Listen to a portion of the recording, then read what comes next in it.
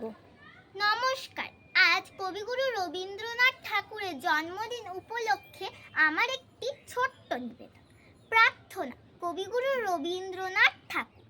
চিত্ত যেথা ভয় শূন্য, উচ্ছ যেথা শির, জ্ঞান যেথা মুক্ত, যেথা গৃহের প্রাচীর, আপন প্রাঙ্গণ তলে দিবস সরোবরী, বসুধারে রাখে নাই খণ্ড ক্ষুদ্র করি, যেথা বাক্য হৃদয়ের উৎস মুখ হতে উচ্চ শিয়া ওঠে, যেথা নির্বারিত স্রোতে দেশে দেশে দিশে দিশে কর্মধারা ধায়, অজস্র সহস্র বিধ চরিতার্থতায়, যেথা তুচ্ছ আচারের মরু বালু রাশি, বিচারের স্রোতপথ ফেলে নাই গ্রাসী, পৌরুষেরে করে নিঃশর্ত নিত্য, যেথা তুমি সর্বকর্ম চিন্তা আনন্দের নেতা, নিজ হস্তে নির্দয় আঘাত করিপিত, ভারতের সেই স্বর্গে